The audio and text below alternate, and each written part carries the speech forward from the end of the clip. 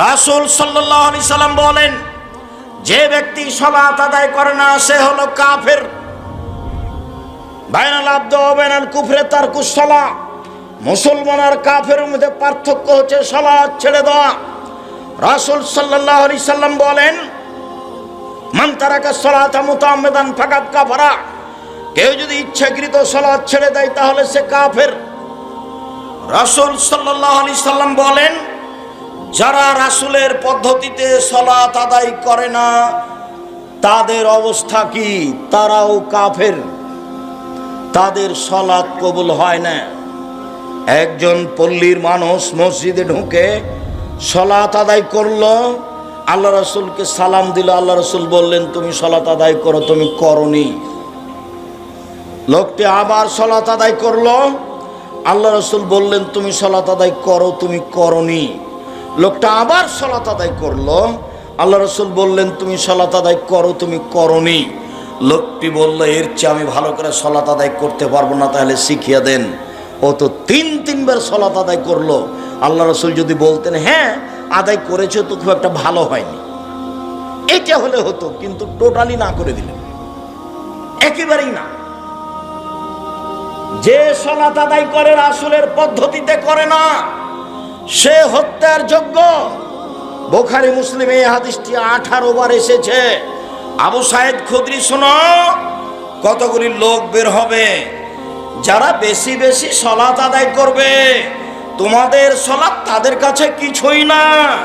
তারা বেশি বেশি সিয়াম পালন করবে, তোমাদের সিয়াম তাদের কাছে কিছুই না। তারা বেশি বেশি তাসবিহ তাহলিল করবে, তোমাদের তাসবিহ তাহলিল তাদের কাছে কিছুই না। তারা বেশি বেশি দান খায়রাত করবে, তোমাদের দান খায়রাত তাদের কাছে কিছুই না। শোনো, তাদের কণ্ঠনালীর নিচে তাদের কোরআন যাবে না। শোনো, তাদের যে হত্যা করতে পারবে সে সবচেয়ে বেশি নেকি পাবে। তোমরা তাদেরকে পেলে আজ সামুদের মতো করে, আদের মতো করে হত্যা করো। শোনো, ওদের যারা হত্যা করতে পারবে তারা সবচেয়ে বেশি নেকি পাবে। এক শ্রেণীর নামাজি হত্যার যোগ্য, এক শ্রেণীর রোজাদার হত্যার যোগ্য, এক শ্রেণীর তাসবিহ তাহলিলকারী হত্যার যোগ্য। তাসবিহ দানায় তাসবিহ টিপে 1000 দানার তাসবিহ, আবার মেশিনে এভাবে তাসবিহ দিচ্ছে। আঙ্গুলে তাসবিহ গণনা করতে হবে, আঙ্গুলে। আঙ্গুল বিচারের মাঠে কথা বলবে। কয়েকটা জিনিস আপনার পক্ষে বিচারের মাঠে কথা বলবে। এক আঙ্গুল, যদি আঙ্গুলে তাসবিহ গণনা করেন। আব্দুর রাজ্জাক সাহেব, থামেন থামেন থামেন। আমি বিরুদ্ধমান নাম স্যার, বয়স 70 বছর। আমি আঙ্গুলে গুনলে একবারও ঠিক হয় না। কখন যে 30 কাটা যায়, 20কে বলি 30। আপনার মরা পর্যন্ত যদি একদিনও ঠিক না হয়, একবারও ঠিক না হয়, তবুও নেকি পাবেন। সব প্রতিবারই ভুল হোক, তবু নেকি হবে। কেন? এটাই নবীর সুন্নাত। বুঝা গেল না? আঙ্গুল কথা বলবে। 2, টাকা বৈধ হলে হজ করেছেন, কালো পথর কথা বলবে। 3, সিয়াম রোজা কথা বলবে। 4, কোরআন তেলাওয়াত আপনার পক্ষে কথা বলবে। 24 ঘন্টায় অন্তত একবার নয় একবার কোরআন তেলাওয়াত করবেন। কিছুই না পড়লে নামতে নামতে কোথায় রেখেছি বলেন তো? সূরা ইখলাস অন্তত 3 বার পড়েন। একবার কোরআন মাজিদ পড়ার সমান নেকি হবে। উপস্থিত বৈঠকের মুসলিম বোন, এই মেয়ে তোমাকে বলছি, ঢং ঢং করে হাঁটছো কোথায়? আপনি কথা বলছেন কেন? একটু লজ্জাবোধ করেন, একটু ইতস্তবোধ করেন। এখানে এসেছেন দেবরের সাথে, ভাসুরের সাথে, কেন আসলেন? দেবর ভাসুরের সাথে কথা বলছেন, একটু লজ্জাবোধ করেন না কেন? একটু লজ্জাবোধ করেন। সহজে যান না। আব্দুর রাজ্জাক সাহেব, বক্তাদের মুখে শুনেছি জাহান্নাম বলতে নারী আর নারী। হ্যাঁ, এ কথাই ঠিক। জাহান্নাম বলতে নারী আর নারী, এ কথাই ঠিক। তবে আল্লাহ রাসূল এ কথা বলেছেন, মহিলারা 4টা কাজ করতে পারলে জান্নাতের সব দরজা খোলা। এটাও তো সহিহ হাদিস। 1, 5 ওয়াক্ত সালাত।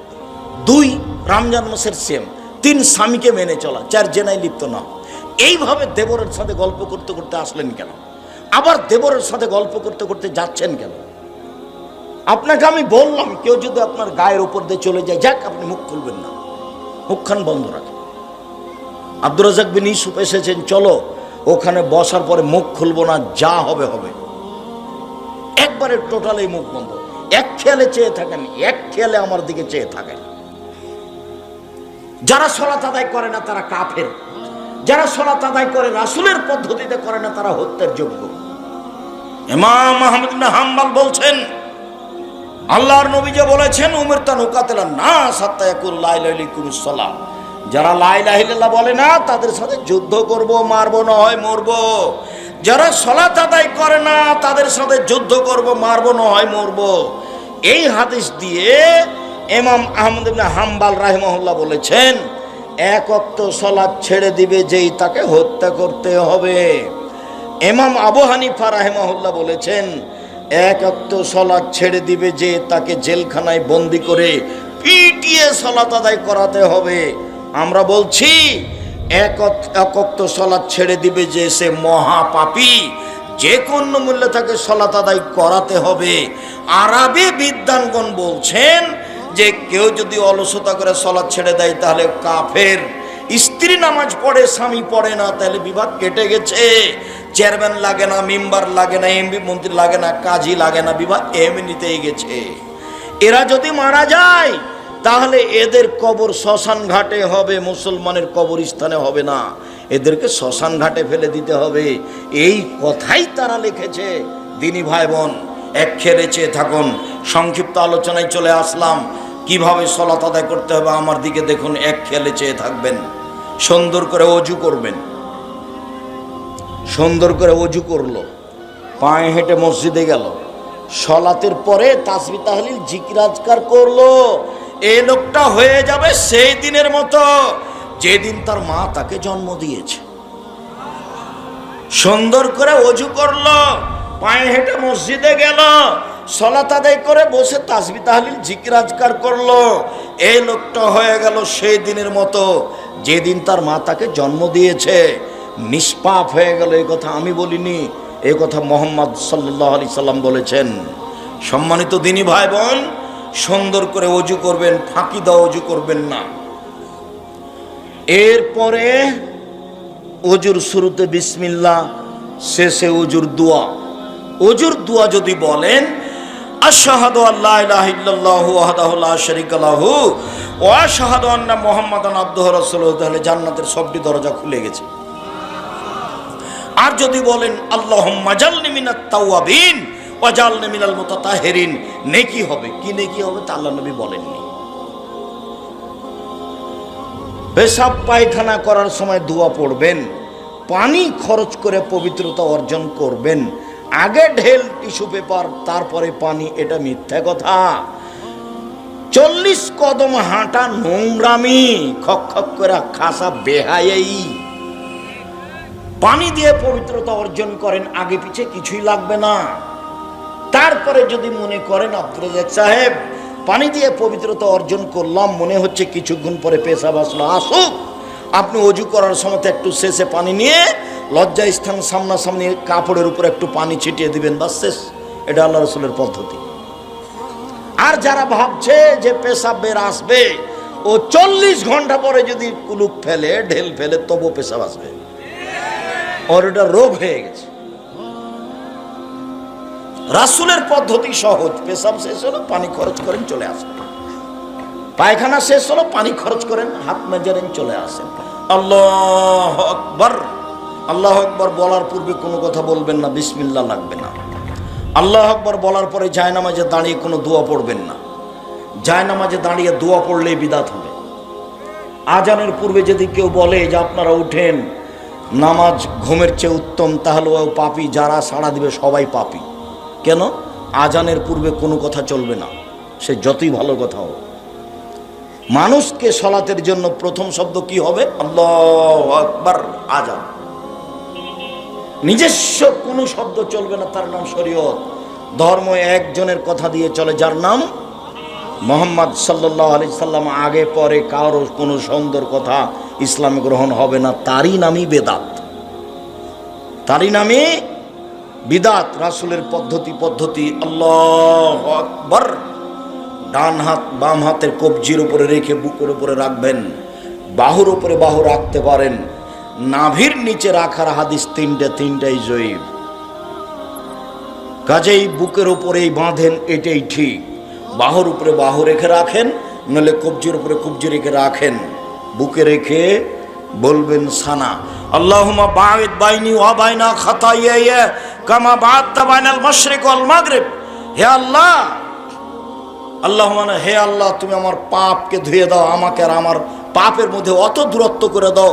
পূর্ব পশ্চিমকে তুমি যত দূরত্বে রেখেছ, পূর্ব থেকে পশ্চিম লক্ষ কোটি কিলোমিটার দূরে, আমার থেকে আমার পাপকে এত দূরে করে দাও। আল্লাহুম্মা নাক্কিনি মিনাল খাতায়া কামা ইয়ানাক্কা সাবুল আবিজু মিনাদ দানাস। আমার পাপকে ধুয়ে দাও যেভাবে সাদা কাপড়কে ময়লা থেকে ধুয়ে পরিষ্কার করা হয়। আল্লাহুম্মা আগসিল খাতায়ায়া বিল মাই ওয়াল সালজি ওয়াল বারাদ। হে আল্লাহ, তুমি আমার পাপকে বরফ দিয়ে, তুষার দিয়ে, ঠান্ডা পানি দিয়ে ধুয়ে পরিষ্কার করে দাও। এটার নাম সানা। আল্লাহু আকবার বলে সবাই এটা পড়ার চেষ্টা করবেন। এরপরে বলবেন আউযু বিল্লাহি মিনাশ শাইতানির রাজিম। মারদুদ বিতাড়িত শয়তান থেকে পরিত্রাণ চাচ্ছি। বিসমিল্লাহির রহমানির রহিম। আলহামদুলিল্লাহি রাব্বিল আলামিন। বিশ্বজগতের প্রতিপালকের প্রশংসা। আর রহমান রাহিম, তিনি হচ্ছেন পরম দাতা, দয়ালু। মালিক ইয়াউমিদ্দিন, তিনি হচ্ছেন বিচার দিনের মালিক। ইয়াকা না'বুদু, একমাত্র তোমার ইবাদত করি। ওয়া ইয়াকা নাস্তাইন, একমাত্র তোমার কাছে সাহায্য চাই। ইহদিনাস সিরাতাল মুস্তাকিম। তুমি আমার একটা কথা শোনো, তুমি আমাকে সরল পথ দেখাও। তুমি আমার একটা কথা শোনো, অমুক বলে এই দলে আসো, অমুক বলে এই দলে আসো, আমি কোন দলে যাই? তুমি আমাকে সোজা পথ দেখাও। সিরাতাল্লাযিনা আনআমতা আলাইহিম, যেই পথের উপর তুমি দয়া অনুগ্রহ করেছ সেই পথ দেখাও। গায়রিল মাগযুবি আলাইহিম ওয়ালাদ-দাল্লিন, ইহুদিদের পথ দেখায়ও না, খ্রিস্টানদের পথ দেখায়ও না, ভ্রান্ত যারা ওদের পথ দেখায়ও না, অভিশপ্ত যারা তাদের পথ দেখায়ও না। আমিন। দীর্ঘ সময় ধরে তোমার দরবারে যেই বিনয়ের সাথে অন্তর থেকে প্রার্থনা করলাম, সেটা তুমি কবুল করো।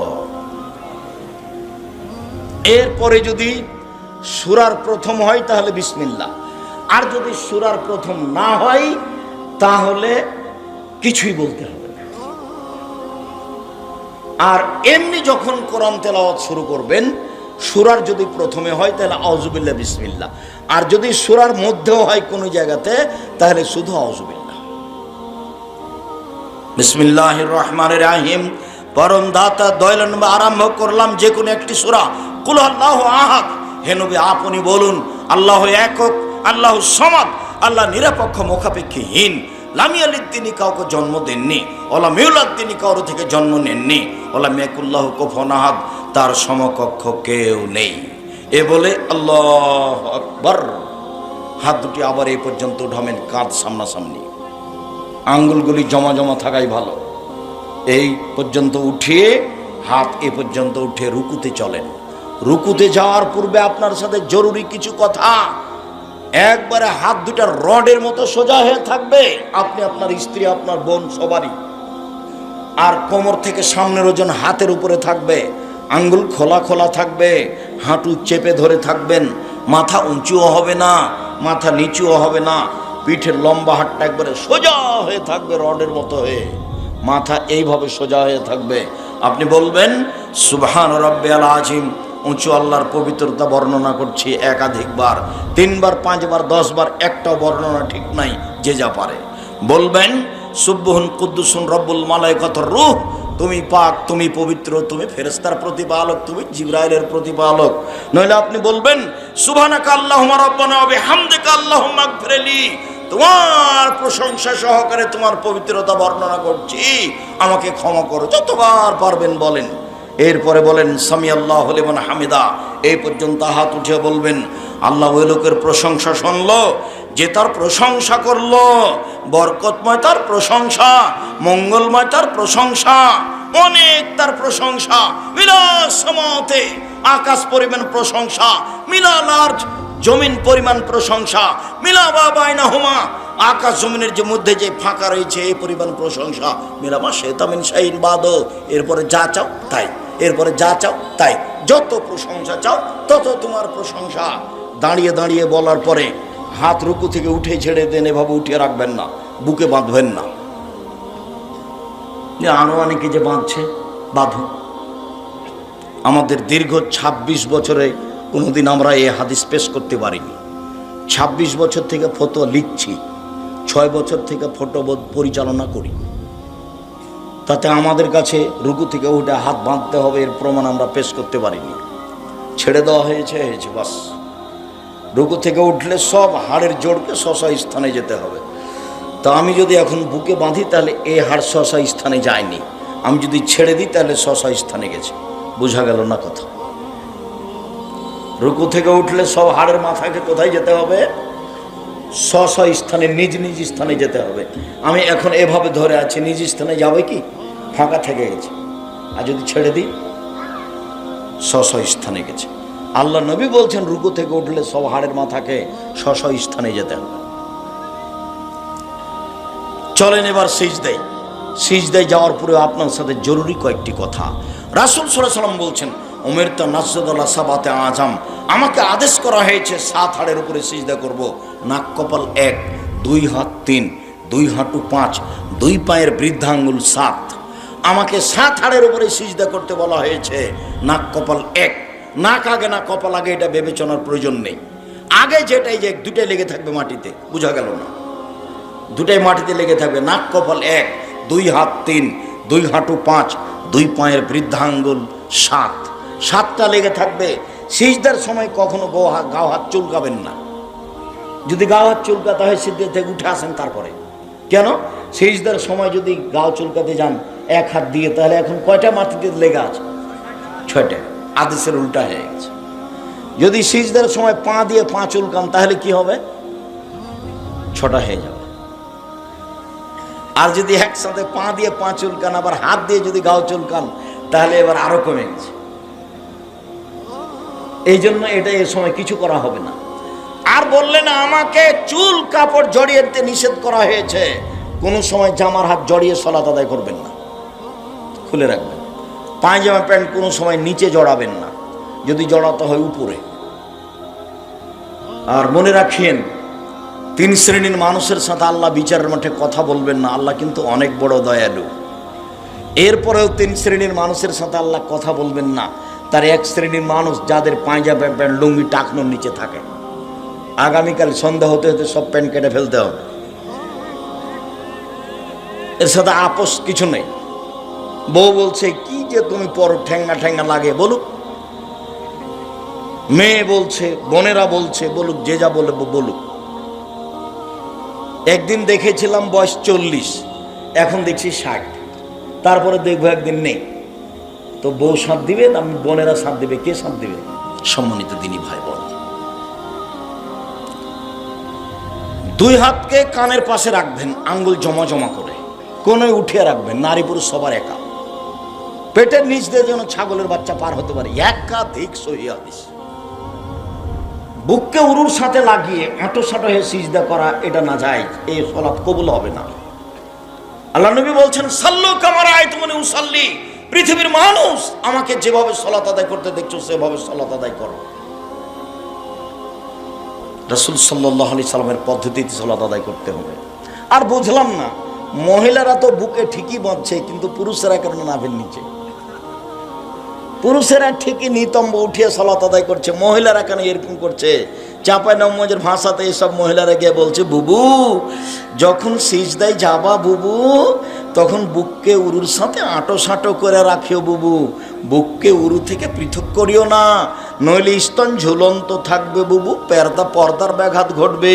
বুবুর সব কথাই নাকি বুখারীতে আছে। বুবু যখন নামাজে দাঁড়াবা বুবু 2 পায়ের গোড়ালিকে জমা রাখিও বুবু, 2 পায়ের গোড়ালি যদি ফাঁক রাখো বুবু, লজ্জা স্থানের যোগাযোগ বুবু মাটির সাথে হবে, মাটি অভিশাপ করবে। নাউজুবিল্লাহ। বুবু পায়জামা পরিও, শাড়ি পরলে ল্যাঙ্গট পরিও বুবু, এগুলো সবই এগুলো ডাহা মিথ্যা কথা। শাড়ি পরে আছে, চাদর গায়ে দিয়ে আছে, ব্লাউজ গায়ে আছে, তো পর্দার ব্যাঘাত ঘটলো কিভাবে? কিভাবে যে বানাওয়াট ধর্ম বলছে আল্লাহই ভালো জানে। মহিলা বৈঠকে এভাবে বলে বেড়াচ্ছে। মহিলারা বাড়িতে বসে দাওয়াত দিতে পারে, এই গ্রাম ওই গ্রাম যেতে পাবে না, যাওয়া হারাম।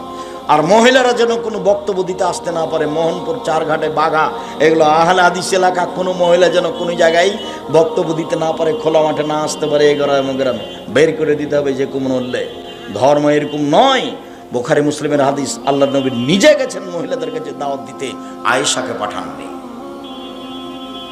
রাদিয়াল্লাহু তাআলা। সিজদাতে বলেন সুবহান রাব্বিয়াল আলা, একাধিকবার বলুন সুবহান কুদ্দুসুন রব্বুল মালাইকাতুর রূহ, বলুন সুবহানাকা আল্লাহুম্মা রাব্বানা ওয়া বিহামদিকা আল্লাহুম্মা ইগফিরলি, বলুন আল্লাহুম্মা ইগফিরলি জামবি কুল্লাহু দিক্কাহু জুল্লাহু ওয়া ওয়ালাহু আখিরাহু নিয়াতাহু সিররা। আল্লাহ আগের পাপ, পরের পাপ, ছোট পাপ, বড় পাপ, প্রকাশ্য পাপ, অপ্রকাশ্য পাপ, সব পাপ ক্ষমা করে দাও। একাধিকবার বলেন, উঠে আসেন, বলেন আল্লাহুম্মা ইগফিরলি। আল্লাহ দুই সিজদার মাঝের দোয়া, আল্লাহুম্মা ইগফিরলি ওয়ারহামনি ওয়াহদিনি ওয়াফিনি ওয়ারযুকনি। হে আল্লাহ, তুমি আমাকে হেদায়েত দাও, আমাকে খেতে দাও, আমাকে রুজি দাও, আমার প্রতি দয়া করো। আবার সিজদায় যান, সিজদা থেকে উঠে আসেন। এ হলো এক রেকাত। এইভাবে আর এক রেকাত, দুই রেকাত যখন হয়েছে, যদি সালামের বৈঠক হয় তাহলে নিতম্বের উপরে বসবেন, পা ডান দিকে বের করে দিবেন। আর যদি আত্তাহিয়াতুর বৈঠক হয় তাহলে বাম পায়ের পাতার উপরে বসে থাকবেন, ডান পায়ে ভাবে খাড়া রেখে আঙ্গুলটা কেবলামুখী করে রাখবেন। সালামের বৈঠক হলে বাম হাতের হাত বা আঙ্গুলগুলি জমা জমা করে রাখবেন, ডান হাত এইভাবে আঙ্গুল জমা করেন। এই ছেলে, তুমি তো বুঝতে পারছো যে বক্তব্য শেষের দিকে, তুমি পরিবেশ নষ্ট করতে চাচ্ছ কেন? দুইটা আঙ্গুল জমা করেন তো দেখি, দুইটা। তৃতীয় আঙ্গুলের নখের উপরে বৃদ্ধাঙ্গুলের পেট রাখেন। আমার দিনী বোনেরা প্রজেক্টর আছে কিনা জানি না, দেখেন। এই যে প্রথম দুটা জমা করেন, কনিষ্ঠ আঙ্গুলের এবং তার পরেরটা, তারপরে 3 নম্বর আঙ্গুলটার নখের উপরে বৃদ্ধাঙ্গুলের পেট রাখেন। এ হলো গোলাকার। এবার আঙ্গুলটা অবিরাম নড়বে। একবার নড়ার প্রমাণে কোনো জাল জয় ভুয়া হাদিসও নেই। অবিরাম নড়বে। নড়া মানে শয়তানকে আঘাত করা। আত্তাহিয়াতু লিল্লাহি ওয়াস সালাওয়াতু ওয়াত তাইয়্যিবাতু, আসসালামু আলাইকা আইয়ুহান নাবিয়্যু, আসসালামু আলাইনা ওয়া আলা ইবাদিল্লাহিস সালিহিন। সমস্ত ইবাদত আল্লাহর জন্য। নবীর উপরে শান্তি অবতীর্ণ হোক, আমাদের উপরে শান্তির নিরাপত্তা অবতীর্ণ হোক। আশহাদু আল্লা ইলাহা ইল্লাল্লাহ, সাক্ষ্য দিচ্ছে আল্লাহ ছাড়া কোনো মাবুদ নাই। ওয়া আশহাদু আন্না মুহাম্মাদুর আবদুহু রাসূলুহু, আরও সাক্ষ্য দিচ্ছি মুহাম্মদ তার বান্দা এবং তার রাসূল। আল্লাহুম্মা সাল্লি আলা মুহাম্মাদিন ওয়া আলা আলি মুহাম্মাদ কামা সাল্লাইতা আলা ইব্রাহিম ওয়া আলা আলি ইব্রাহিম ইন্নাকা হামিদুম মাজিদ। হে আল্লাহ, তুমি মুহাম্মদ সাল্লাল্লাহু আলাইহি সাল্লামের বংশধরের প্রতি এবং তার ছেলে মেয়ে আহাল পরিবারের প্রতি, ইব্রাহিম আলাইহিস সালাম তার বংশধর আহাল পরিবারের প্রতি শান্তি অবতীর্ণ করো। তুমি প্রশংসনীয়, তুমি জ্ঞানী। আল্লাহুম্মা বারিক আলা মুহাম্মাদিন ওয়া আলা আলি মুহাম্মাদ কামা বারাকতা আলা ইব্রাহিম ওয়া আলা আলি ইব্রাহিম ইন্নাকা হামিদুম মাজিদ। হে আল্লাহ, তুমি মুহাম্মদ সাল্লাল্লাহু আলাইহি সাল্লাম এবং তার আহাল পরিবারের উপরে, ইব্রাহিম আলাইহিস সালাম তার আহাল পরিবারের উপর বরকত নাজিল করো। তুমি প্রশংসনীয়, তুমি জ্ঞানী। আল্লাহুম্মা ইন্নী যালামতু নাফসি যুলমান কাসীরা। হে আল্লাহ, জীবনে খুব পাপ করেছি, ফাঁক ফেরেলি, তোমাকে ক্ষমা করো। মাগফিরাতু মিন ইনদিক, ক্ষমা একমাত্র তোমার পক্ষ থেকে হয়ে থাকে। ওয়ারহামনি ইন্নাকা আনতাল গাফুর রহিম, তুমি আমার প্রতি দয়া করো, তুমি তো দয়াশীল, তুমি তো ক্ষমাশীল, তুমি ক্ষমা করো। আল্লাহুম্মা ইন্নী আউযু বিকা মিন আযাবি জাহান্নাম, তোমার কাছে জাহান্নাম থেকে বাঁচতে চাই। ওয়া মিন আযাবিল কবর, তোমার কাছে কবরের শাস্তি থেকে বাঁচতে চাই। ওয়া মিন ফিতনাতিল মাসিহিদ দাজ্জাল, তোমার কাছে দাজ্জালের ফিতনা থেকে বাঁচতে চাই। ওয়া আউযু বিকা মিনাল মাসাম ওয়াল মাগরাম, ওয়া আউযু বিকা মিনাল মাহিয়াতুল মামা, তোমার কাছে বাঁচতে চাই ইহকালের ফিতনা, তোমার কাছে বাঁচতে চাই পরকালের ফিতনা হতে, তোমার কাছে বাঁচতে চাই বড় পাপ হতে, তোমার কাছে বাঁচতে চাই ঋণ কর্য হতে, তোমার কাছে বাঁচতে চাই ঋণ কর্য হতে, তোমার কাছে বাঁচতে চাই বড় পাপ হতে। এরপরে আরও যা দোয়া আছে, আমার একটা পরামর্শ আছে, রব্বির হামহুমা কামা রাব্বায়ানি সাগীরা, এটা বলবেন। তারপরে সালাম ফিরবেন। আরও কিছু মুখস্থ থাকলে বলবেন। সম্মানিত দিনী ভাই বোন, অত্র দোয়াতে বড় পাপ থেকে বাঁচতে চাওয়া হয়েছে, ঋণ কর্য থেকে। খবরদার, ব্যাংক থেকে টাকা উঠিয়ে বাড়ি তৈরি করবেন না। আপনি মরে গেলে বউরা কিন্তু থাকবে, ছেলে মেয়ে থাকবে এই বাড়িতে। আপনার জানা যায় জায়েজ নয়, তো আপনার এগুলো আর কি দিয়ে মাফ হবে? ব্যাংক থেকে টাকা উঠিয়ে ব্যবসা করবেন না, জমি বিক্রি করে ব্যবসা চালু করবেন, ঋণ নিয়ে নয়। এইভাবে ঋণ উঠানো হারাম না জায়েজ। আল্লাহর নবী দিন রাত ঋণ থেকে বাঁচতে চাইতেন। এরপরে যা হবে তা জিকির। সম্মানিত দিনী ভাই বোন, আমি আপনাদেরকে রাসূলের পদ্ধতিতে সালাত আদায়ের অনুরোধ জানিয়ে 5 ওয়াক্ত সালাতের সাথে সাথে বৃহস্পতিবার সোমবার সিয়াম পালন করার অনুরোধ জানিয়ে পরিবারের উপরে শক্ত হয়ে পরিবারকে সুন্দরভাবে কন্ট্রোলে রাখার অনুরোধ জানিয়ে, মক্তব চালু করার অনুরোধ জানিয়ে, 23-24 সেদিন উপস্থিত হওয়ার অনুরোধ জানিয়ে আজকে যেসব বই পুস্তকগুলি আপনার কাছে নিয়ে আসা হয়েছে, বই পুস্তকগুলি নেওয়ার জন্য অনুরোধ জানাচ্ছি। কেউ খালি হাতে যাবেন না, এটা পত্রিকা হাতে করে যাবেন। আর আপনাদের প্রিয় মানুষ আব্দুল্লাহ, প্রিয় সন্তান, প্রিয় ভাই আব্দুল্লাহ, ওর ব্যতিক্রম বুখারীর ব্যাখ্যা মিন্নাতুল বারী, সবাই মিন্নাতুল বারী নিয়ে যান। আজকের আলোচনা আছে উপদেশ বইয়ে। আর যে বলছিলাম আমার দ্বীনি বোনদের জন্য কেন এই নির্যাতন, কি তার প্রতিকার, আমার দ্বীনি বোনদের জন্য বলছিলাম কেন হব অবরোধ বাসিনী, আমার দ্বীনি বোনদের জন্য বলছিলাম সম অধিকার নয় মর্যাদা চাই। সকল দ্বীনি ভাই বোনকে বইগুলি সংগ্রহ করতে বলছি।